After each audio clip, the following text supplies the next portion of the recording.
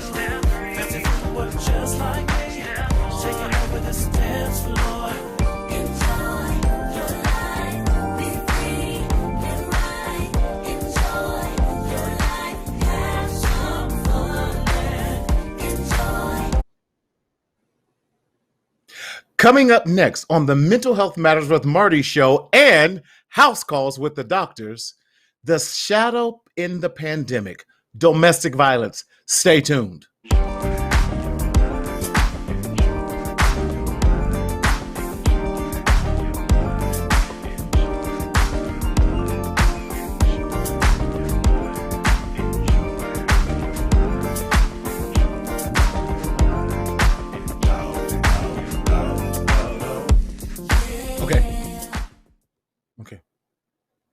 Hey, welcome to another edition of Mental Health Matters with Marty and House Calls with the Doctors with Dr. Allen. We are so excited. Again, my name is Martina Sellers, your mental health hygienist, and I'm coming to you live and in living color all the way from Southern California, where the sun is always shining. We are so excited to be joining you today and for another special edition of House Calls. So with that, we just want to remind you that this show is meant for educational purposes only. We are not a substitute for your medical doctor. We are definitely not a substitute for your therapist or your psychiatrist, but we are a supplement and not a substitute to aid you in your health and wellness, especially in communities of colors. So if you're experiencing any type of psychiatric or medical emergency, please go to your nearest urgent care. But with that said, listen, like and share this, get people on here. We want you to be a part of this. And listen, if you're going to be making comments with us today, because we are on this wonderful new platform that we're excited about, we want you to go to either Marcel Media Group or Mental Health Matters with Marty, and that's where the comments are going to be showing at today. So please go into those particular formats and do that, and so that we can see your comments rather, because we don't want to leave anyone behind. But without any further ado, I don't do this show alone, and I'm so glad that she's able to join us. Listen, we have real doctors doing the real work, and she has come from surgery, she's come from appointments, and she just came in here zooming on with us, and we are so glad to have none other coming to us live from Gardena, Dr. Allen. Dr. Allen, how are you? Having me again. I really appreciate you. You know, like you said, I just came in from surgery, a long day, long hours working, but I won't miss this for the world. I think, it's a beautiful platform. I'm loving the new thing. I feel like I'm on CNN, coming to you live from Gardena. That's one of the things that we have today. So I'm most definitely excited about today. In the midst of the pandemic, and we chose a topic today, and I just want people to know this is part one of part two. We're going to also bring on some other people to talk about it. The reason why we chose domestic violence today is the fact that we're a women's physician, and we see it most times than any other person to see it.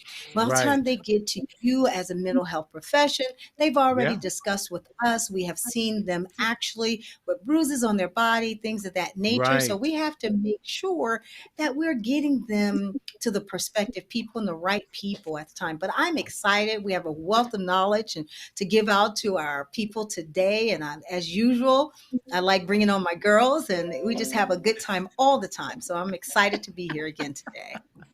Listen, Dr. Allen, we always appreciate you. Listen, how do you keep your own sanity in the midst of everything? Listen, we all have our moments, but we're just glad because you rushed right in. You're right, from surgery and everything else. Right. So, It's really difficult, but I try right. my best to make sure that, at least take 5 to 10 minute breaks sometimes and then just meditate. I'm Hmm. trying to do new meditation and, Dr. Okay. Horn trying to teach me about yoga and all those things. So Come on, we're Dr. trying Horn. a new things. I'm Yes. bringing a new leaf on in life this time. So we're trying. So like tonight, but my best thing is sleep. Black don't crack. So we all have pretty much birthdays coming up this year. So after this, I'm falling straight to sleep. So I don't have to worry about anything anymore. I know that's right. I know that. Well, listen, without any further ado, let's bring in the other doctors that are with us, that join us every 2 weeks that we're so excited about. From Lake Charles herself, yes, Dr. McKinney, and from Chicago, Dr. Horn. How are you? Hello, Yes. hello. There we Can you go. hear How you me? doing? Yes. Awesome, awesome. Well, we're doing fabulous. At least I know I am here. When Dr. Yes. Gwen was talking about stress reduction, I always go Yes. back to Jamie always does exercise. So I had to implement something in my life. I actually went and walked 3 miles before I had to do this show so I can Come stop on. stressing myself and grinding my teeth, trying to keep your mouth Right. closed, say the Right. inappropriate Right. thing. Yeah. Listen, we all got to do that. We all got. Dr. Horn, you're looking mighty young over there after celebrating a wonderful birthday. How are you? I am doing well. I'm happy to be back. I just jumped off my stress reliever. You can see it in the corner. I just got off my bike.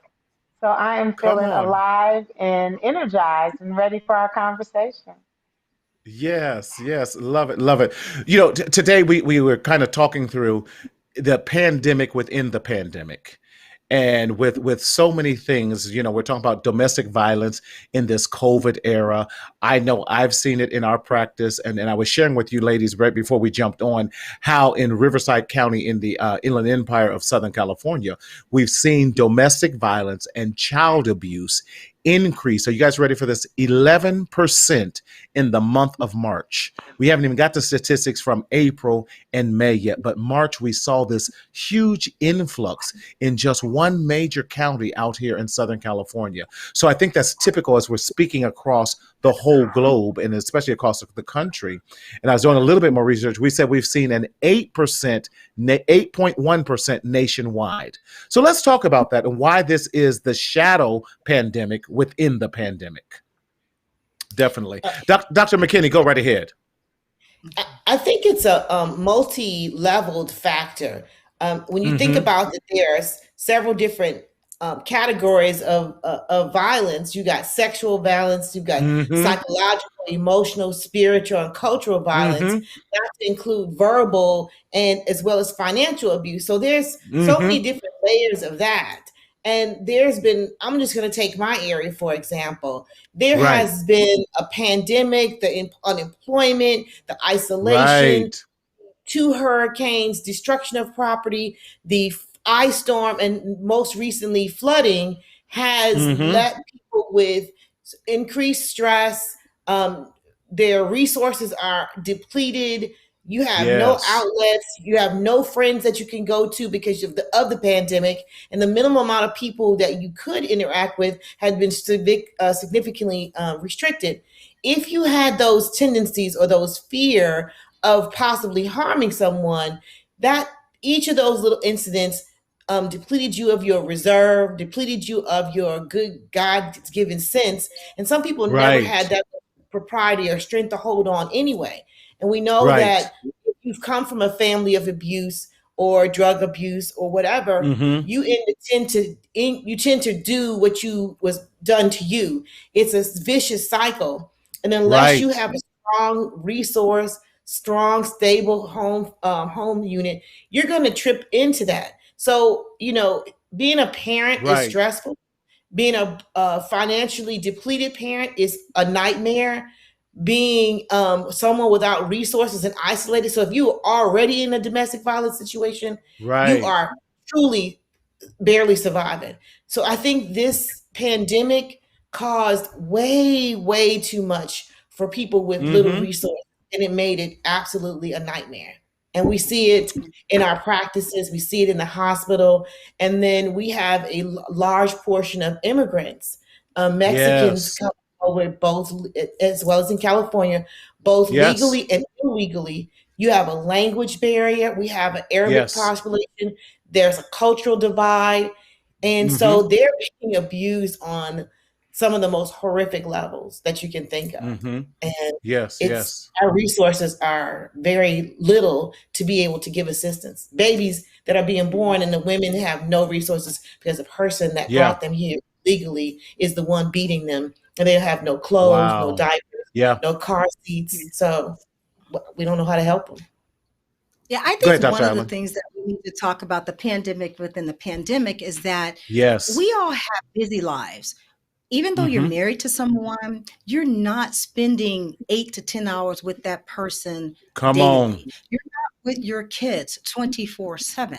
And sometimes Help people us. really don't have another outlet. So I think what ends up happening, we see a lot more domestic violence is because now Mm-hmm. we have to rearrange our lifestyles. We're rearranging our Mm-hmm. lifestyle in understanding that, you know what, let's call a red flag a red flag. Some of the things you were able to Mm-hmm. overlook, were able to walk away from, go to work and, take a break. But now we're in a situation in where the tensions are so high, like Dr. McKinney Mm-hmm. said, the money, people being in your house. How are you dealing with having 6 kids and all in 2 bedrooms? Right. Those are things now. But we're here tonight to tell you that love is not supposed to hurt. Love does That's not right. hurt anyone. And if you're in a Right. relationship where you're being hurt by love, that is not the relationship for you. You need to understand that relationships are for them to enhance your life. When someone is Right. in your life, they're there to enhance it and not to make it better. No one is supposed to call you 20 times a day, lay hands on you. And the reason why we're Mm-hmm. bringing this up to you today, because most women, and Marty's favorite saying, don't suffer in silence. And we're here to That's tell you right. today that you don't have to suffer in silence, and that you can speak out, speak up about it, and say, Mm-hmm. recognize what a red flag is. If he loves you or she loves you, they shouldn't hurt you. It's really Mm-hmm. interesting, and Dr. Warren will probably touch on this today, that women actually abuse men. And some men are Mm-hmm. afraid to speak up because their wives are slapping them or physically or mentally abusing them. We have to understand that Mm-hmm. abuse is not only a physical thing, but it's an emotional Right. thing, it's a monetary thing, and it Right. is what I'm talking about, when you're speaking to somebody, verbal abuse is a sign Right. Right. of abuse. So if you have a husband and you keep calling him good for nothing or you worthless, Mm-hmm. that is considered Mm-hmm. abuse, ladies. And we got to understand that that hurt as well. So we cannot go around hurting each other in this pandemic within a pandemic. It's bringing these things up to the forefront, and we need to recognize them and make sure that our people get help. Yes. Yes. Go ahead, Dr. Horn. I know you got some. You were going to say something earlier. Dr. Allen and I had spoke about this earlier this morning, Mm-hmm. about there are different set of circumstances for each woman or man who's in this situation. That's Meaning, good. some people feel trapped. Meaning, if Mm-hmm. the person who is abusing you is paying your bills, if the person who is Right. abusing you is controlling the money, if you're in a state where you don't have any family members, you don't know where to go. Gwen and I were talking earlier, if it would, God forbid, happen to one of us, we all have jobs. We all can Right. pick up our purses and be out. But for that woman who feels trapped, for that man who feels trapped, for that person who doesn't feel there is an outlet, it's important to know Right. that there are outlets. I know at Family Christian Health Center, where I work, Mm-hmm. we have multiple caseworkers who will work with you, help you find shelter, help you find clothing for your children, help you find milk, if you need Right. transportation. We are there for you at Family Christian Health Center. I don't want women to feel alone. That feeling of loneliness, emptiness leads to desperation. Yes. And you don't have to feel like that. There are places out here that can help you. Even, and Yes. I'm sure it's like this in Louisiana or California, but I know in Mm-hmm. Illinois, all you have to do is walk into an emergency department, and there is a Right. caseworker there. I know at our hospital Right. 24/7. So you Mm-hmm. have a place to go. So please don't stay somewhere where you're feeling trapped and alone. Dr. And Dr. you Horn, I know, think you said I'm saying, go but you ahead. said you. I just don't want to miss that. You pointed out a very important feature. Most people feel alone, and they're ashamed of the situation. So, and that's why statistics are so high that most people stay in DV relationships from anywhere from they'll leave 8 to 10 times before it becomes a final act. And for some of them, the final act can end up in death. And that's what we're trying to Right. avoid with that. That's why we want to make it much more prevalent. And so we say, listen, you don't have to. And I love it, Dr. Allen. You said it. Suffer in silence in the shadow of shame. Stop. There's nothing to be shameful about. Growing up in a domestic violent household, I get it. I understand that. Listen, reach out and get help. Whatever you're going to say. So go ahead, Dr. McKinney. Well, I was just saying too that we also know that the incidence of domestic violence the violence will increase while you're pregnant, and you're more Right. likely to sustain Ooh, a fatal injury while you're pregnant. So make a plan. If you feel like you have no that's resources and good. no money, make a plan how you're going to survive when you leave and have an exit strategy. Reach out to someone, it's a friend, or if it's a family member, a church member, or someone that you feel is a good confidant that you can trust, or any Mm-hmm. agency. Your like here we have the family youth council, and we'll be reaching out to some of these other organizations Mm-hmm. to have them Mm-hmm. come on and talk in the future. But we have them that can help, as well as other agencies that we have. We'll have those experts on as well that can give you tools to make a plan for a strategy for exit. So you have a way out. We That's just want good. to make sure you make that exit safely and cleanly so that you don't have to worry about yourself or your children. So Right. Mm-hmm. I think one of the things that we need to also discuss that as women and even as men, we get Mm-hmm. confused because passion Yes. and love and attraction sometimes get in the way of these things, and you don't understand that you are being emotionally abused or physically abused. Yes. You can be physically definitely. attracted to someone or emotionally attracted to someone, and you don't want to leave because you feel that, oh my God, I'm trapped. But how did I get in a situation, that I'm educated or I'm not? Educated women also are the ones who get physically and mentally abused. So don't get it Yes. twisted, people thinking that just because you're in a certain socioeconomic status that Come on. Yes. you're the only one subjected to this abuse. Right. Because sometimes we let that emotion get over us. We get Mm-hmm. attracted to this guy and they become possessive. They need to Mm-hmm. understand that sometimes, if he calls you again 20 times a day, that's not love.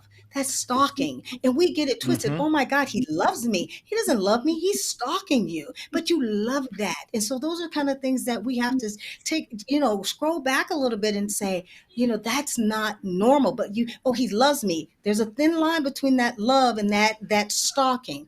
Another thing is that Yes. no one is Right. supposed to lay hands on you at all ever in life. I Mm-hmm. don't care. Oh my God, I slipped up and I brought it on myself. No one ever brings anything on themselves. So you got to understand that when you sit around and a guy hits you or a girl hits you, no one does anything to you, or you cannot upset anybody else that they can physically lay hands on you and abuse you. And we have to understand that abuse also comes from a way of shaming. When the body Mm-hmm. shaming, fat shaming, skin shaming, Mm-hmm. color changing, Mm-hmm. shaming and hair shaming. No one wants you because you're fat. No one wants you Right, because you right, have right, 4 right, kids. I'm the only one who loves you. I'm the only friend that you right. have. Those are the things that you need to recognize. Those are isolation techniques that people get together. And so they put those Yes. on you. So you feel that nobody loves you. We're here today to let you know that. Again, I love Marty's slogan: "Do not suffer in silence." Tell someone, tell your girlfriends that Yes. your mate is actually making you feel that they have to choose. I should never have to choose between my good friend Dr. Right. Horn and my spouse. I should never have to do that because that again is a form of abuse and control. If I can get on the roll, you guys. Y'all can jump in at any time because I know that. Listen, You know, loved it. Let's Oh, look I at this like comment that. where it says Gwen, you yes, were when talking. children. What? Go ahead, Doctor. So when children are involved, they are Gwen was often talking about. used. Yes, they No, do what I was use them. going to But say go ahead, about Gwen. Gwen was talking about red flags. And when Yes. you're young, and I remember dating someone who called me all the time. I thought it was cute. Oh, he really likes me. He's calling me Mm-hmm. over all the time. And then it got to the point where are you going? Who are you with? Who are you hanging out with? And some Mm-hmm. of my sorority sisters at the time would tell me, Jamie, this is a little odd. I was like, no, Mm-hmm. he loves me. That's my guy, and all of Mm-hmm. that. And it did get to a point that it just became, I felt suffocated. And Yes. it took a good friend to tell me, yo, this right here, this ain't right.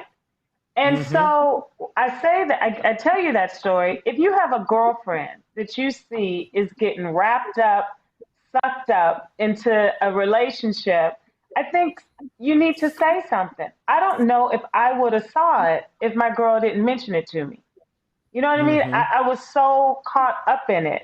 I don't I don't think I would have recognized it unless And That's that she, has a lot to do put with a bug in my ear. manipulation.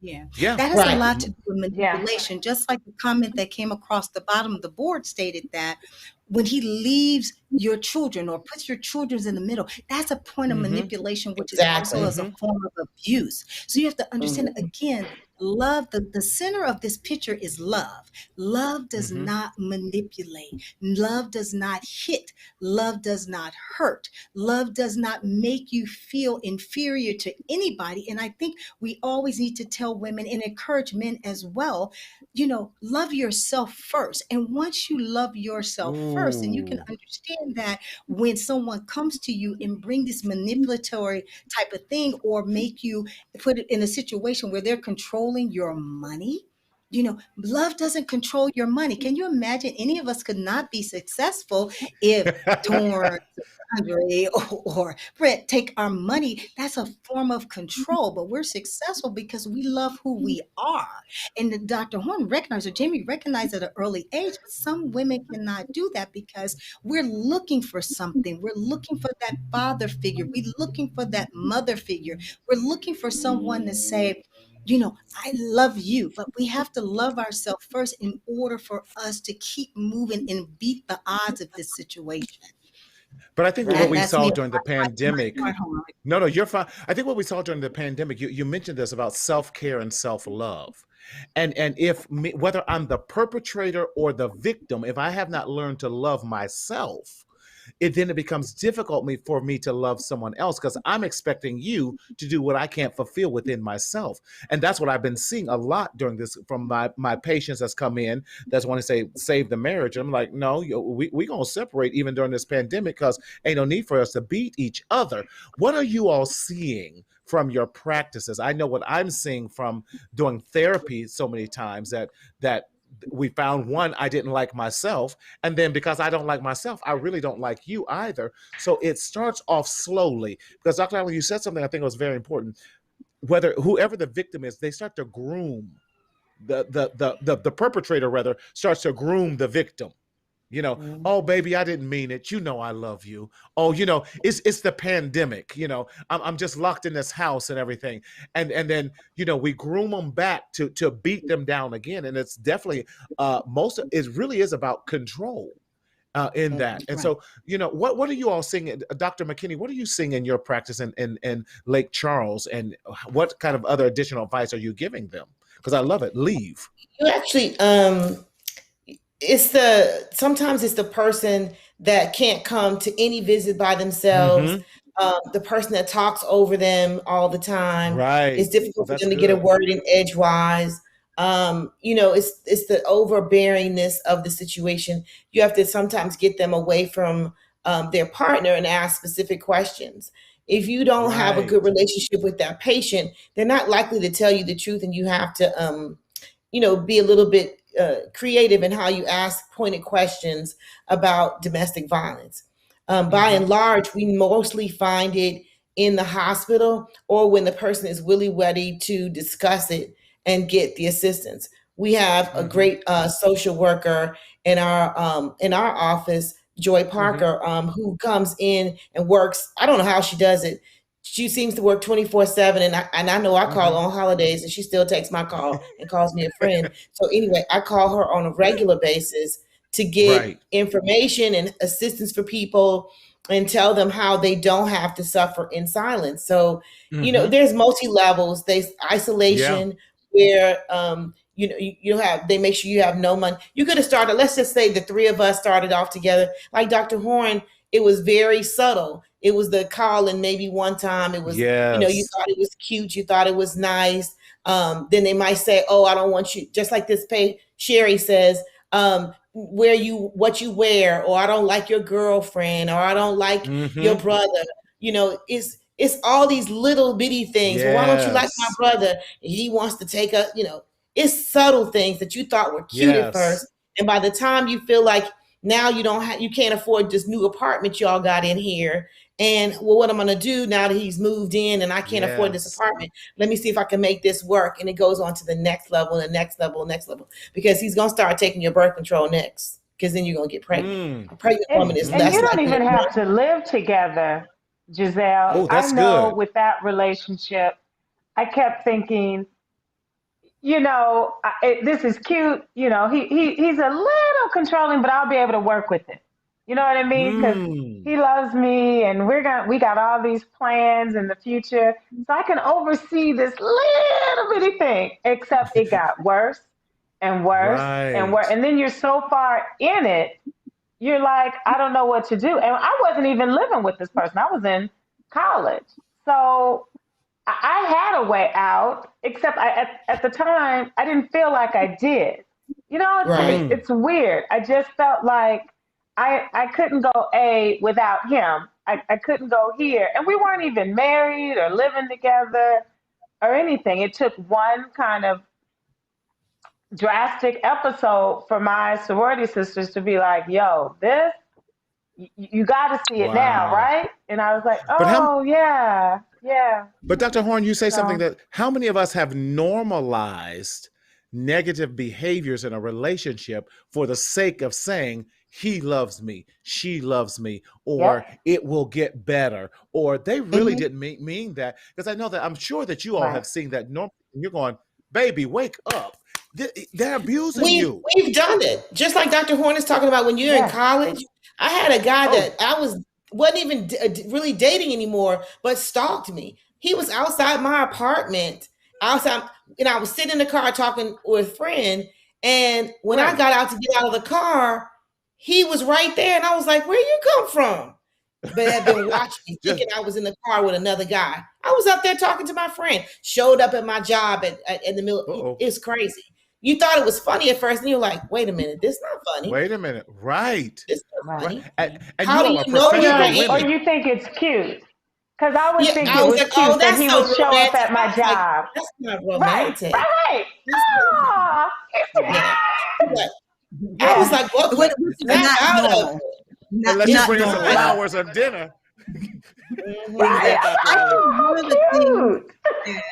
One of the things that we need to tell our audience and to talk about is that, like you said, Dr. Horn, we think certain things are cute. Everything is cute. Oh my God. But you got to understand, we have to identify the actual, how could I say, dangerous patterns of abuse, or the type of abusers.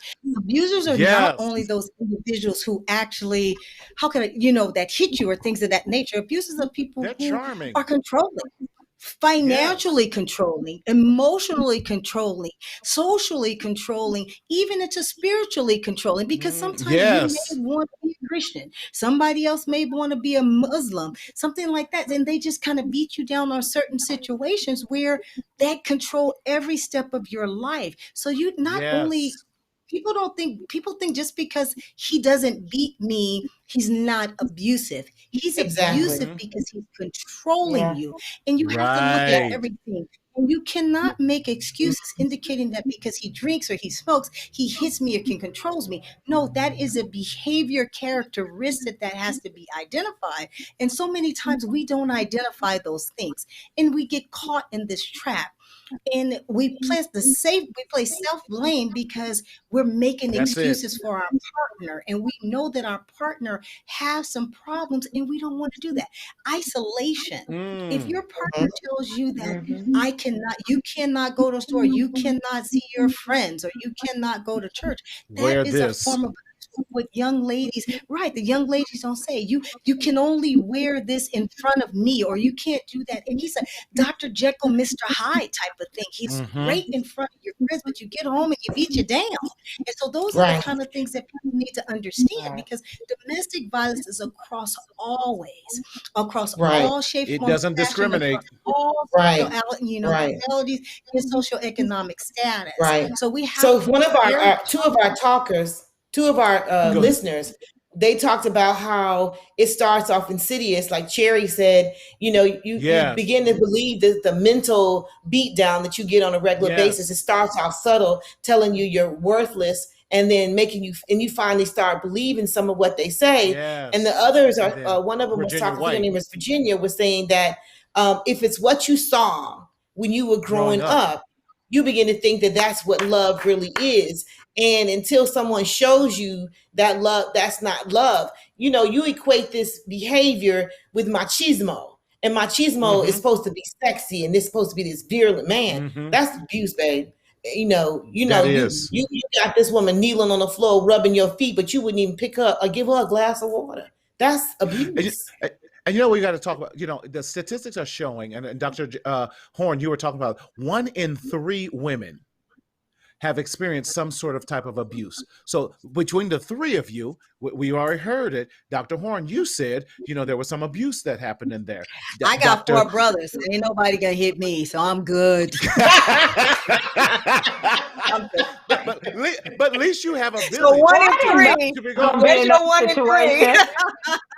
But then, and then I'm for joking. men, they're talking about, but men, they're talking about 1 in 10. But men, sexual abuse and domestic violence goes underreported because we as men are not supposed to be violated by our partner, whether it's, I'll go here, whether it's in the LGBTQIA BCDFG community, or I'm trying to, or in the Incorporate quote unquote everybody. heterosexual. Yes. So we have to look at those statistics, and I actually think it's probably higher in men that is actually reported. I would even veer to say probably 1 in 5 or 1 in 4, because I'm seeing in my practice coming a lot more Black men are finally opening up about being sexually abused or taken advantage of when they were boys by a lot of their male and female babysitters. We won't even talk about that, or aunts and uncles that we've put them in that we know Ray was no good and he shouldn't have been watching the kids anyway.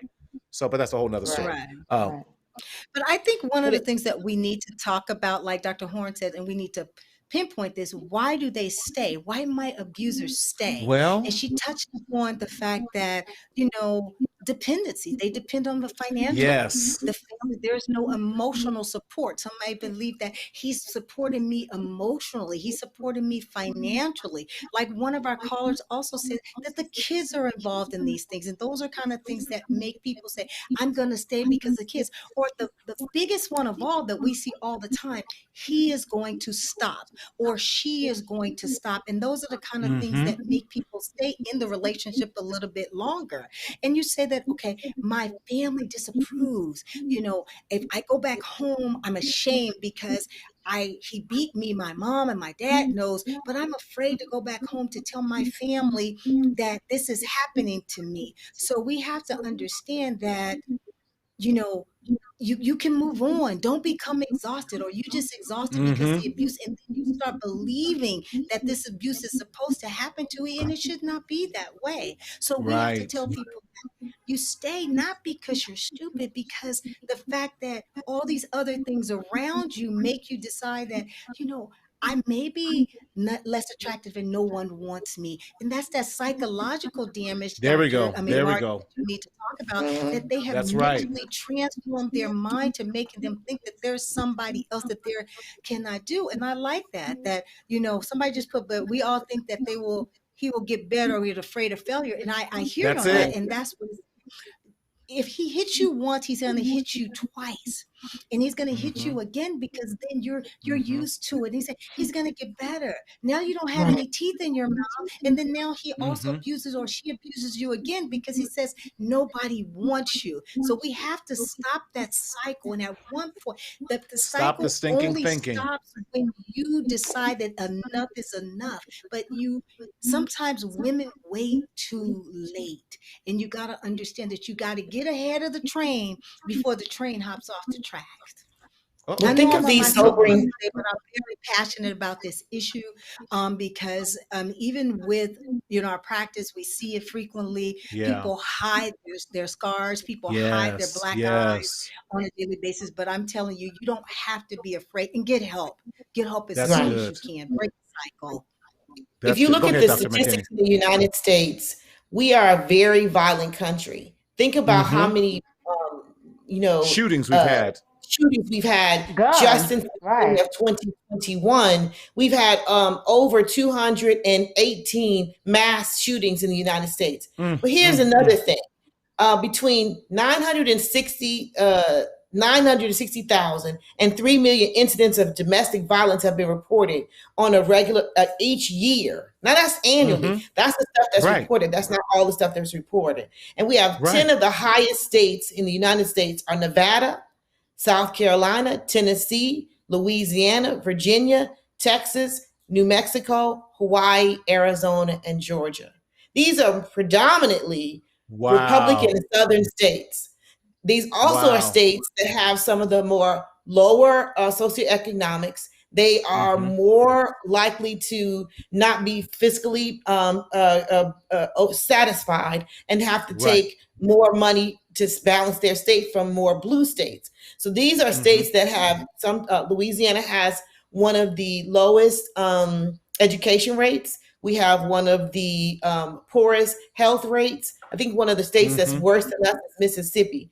Mississippi, I was surprised to see wasn't on this prize-winning Right. list. But we have to do something to increase education, healthcare That's it. accessibility, and do something about poverty if we're going to make a dent in this. And on top of that, 93% of women were murdered by males they knew. 60%, Mm-hmm. 63% of them were in intimate relationships. So that's saying all of this domestic violence can get you killed. And Yes. while you're thinking, some of this is starting even in high school. So think Mm-hmm. about the young teenage patients you have.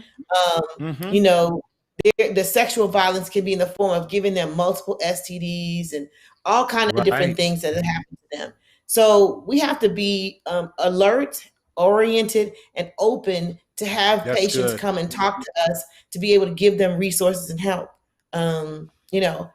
unfortunately, I think all four of us, have seen quite a bit of it in our careers, that we know that this is going to be a topic that we're going to have to address repeatedly, so that the people, the younger Yes. they are, will know this is not normal, because we were educated or getting our education and we still kind of missed it. So we're not here to blame or shame. We're here to inform By and no educate. means.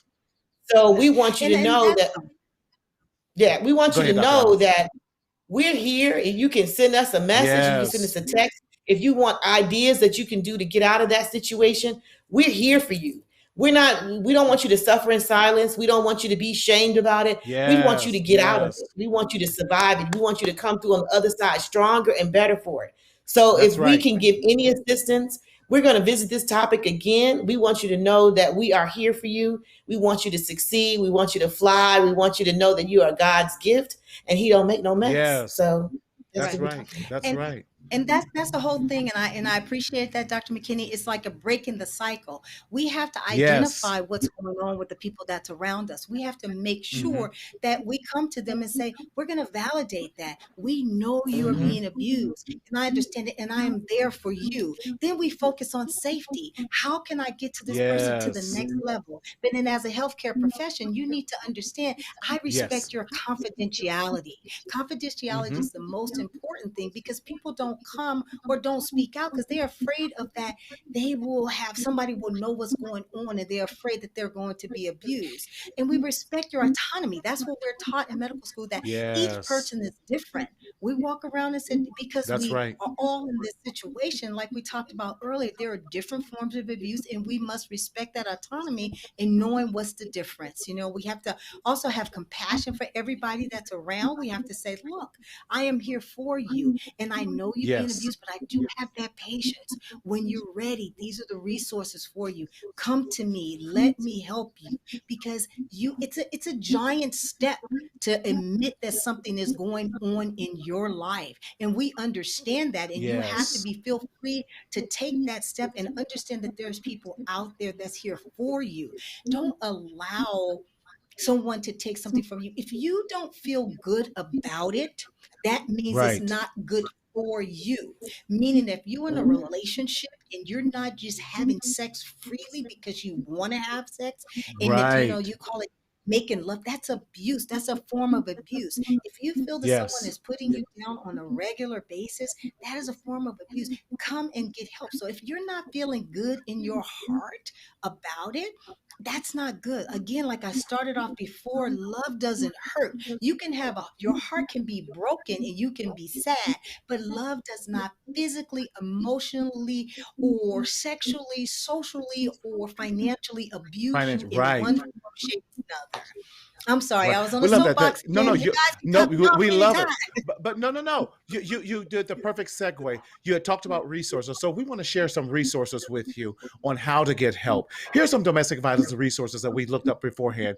The crisis text line. You can text home to 741-741. If you forget home, you can text help to 741-741. You can text whatever you want to 741-741. They're going to get you some help that you need. So definitely want you, there's that. Then we also have the National Parent Hotline for that as well at 855-427-2736.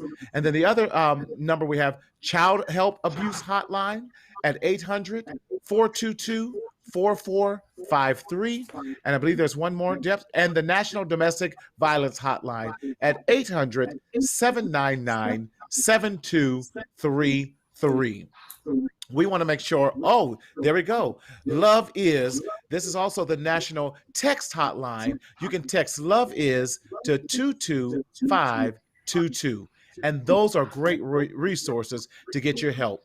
And then futureswithoutviolence.com. That's a beautiful one because we want you to have a future without violence. And that is so important. As you see, this is a very passionate topic for all of us because we don't want you to, as you've been hearing us say it all night, suffer in silence in the shadow of shame. But we do want you to speak up. We want you to speak out so that you can live with that. Amen. Like I'm in church. Amen. Amen.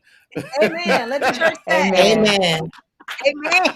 Amen. Amen. Yes, definitely. Yes, yes. Dr. Horn, we know you've been very passionate about this. Anything else you want to share with us tonight in as we're getting close to wrapping up with this? This has been exciting.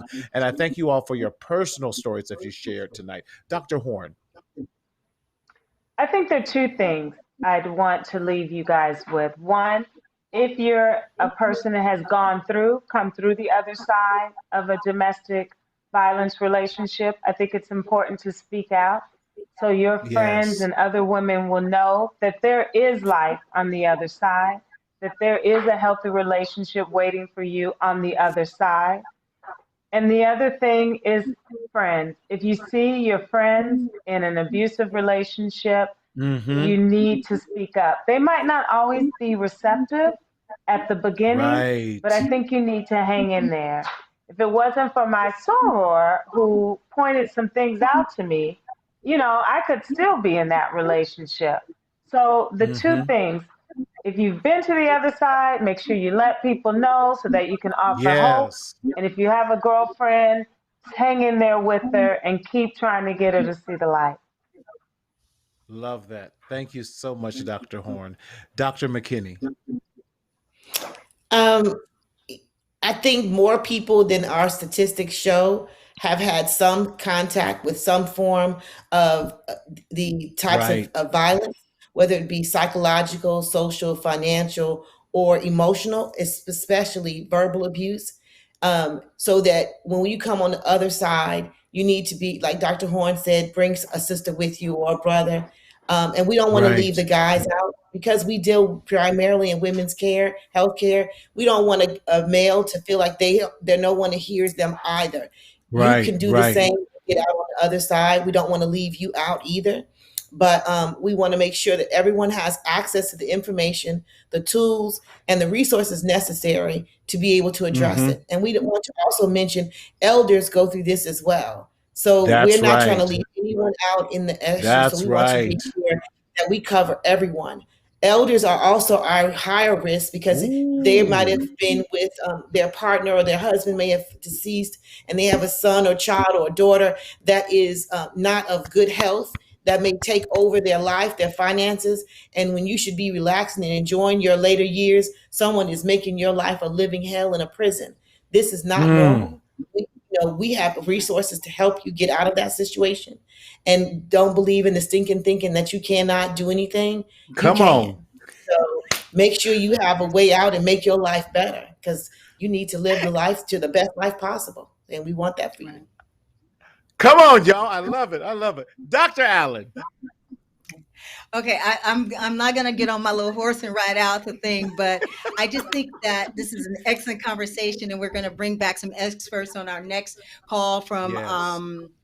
Christopher Mack. He's in Winston-Salem, North Carolina, who is also a domestic violence counselor. He does that for the state of North Carolina. So I would like to bring him on. But one of the things that I would like to end with is that people need to learn to break free from the abuse. And how do you break free from that? Have a safety plan.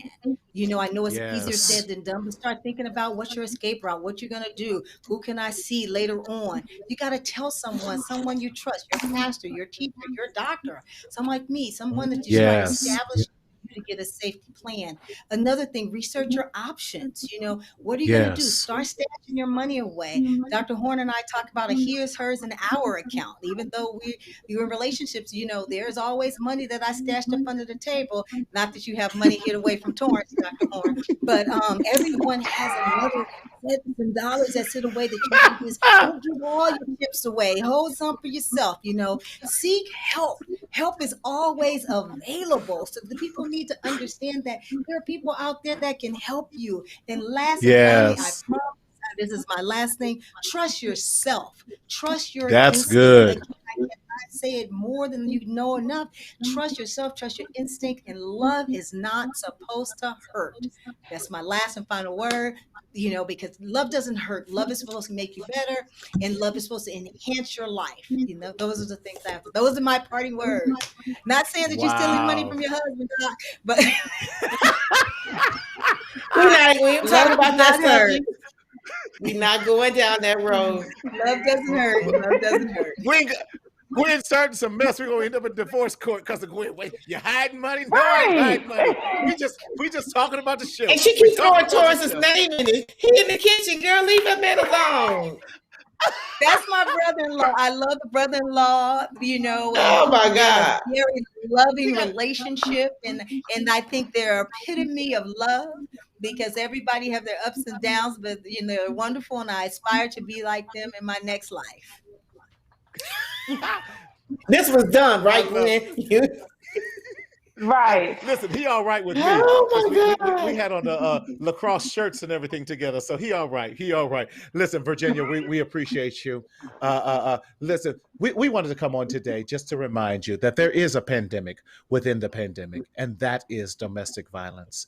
We've said it all night. We don't want you to secretly suffer in the shadow of shame because we want you to stop the stinking thinking and everything and how that appears and looks to be. So we talked about a safety plan. One of the safety plans that I do love, and it was a commercial that I saw, was when the lady was calling on her phone 911, but she said, "Yes, I want your specials for the pizzas." And the operator says, "You know you're calling 911." And she goes, "Yes, what are your specials again?" And so it triggered the operator to say, "Are you in trouble?" And she says, "Yes, that's the combination I would like." And by that, the operator knew to start asking questions so that they can start getting that lady and those children safely out of the house, and when that was possible. So come up with a plan. Talk to a trusted sister. Talk to a trusted brother. Talk to someone that you know will not share it with anyone. When you have your escape plan, you got to be ready to let everything go. We're not here to judge you. We know that most people stay in domestic relationships for 5, 6, 10 times after the abuse continues. No judgment, but we want you to live. So, again, we want to thank you for joining us on another edition of Mental Health Matters with Marty, featuring the one and onlys, Dr. Allen, Dr. McKinney, Dr. Horn. If you have enjoyed this, please like and share this, because we don't want you to suffer in silence in the shadow of shame, but we want you to speak up, speak out, and live. But always remember to enjoy your life. We will see you next time. Thank you so much.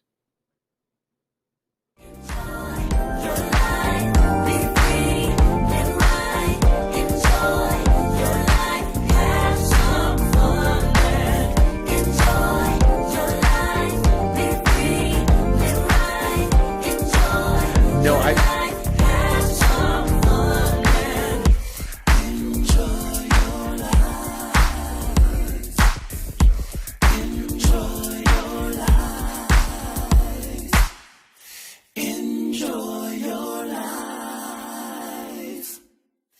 Enjoy your life.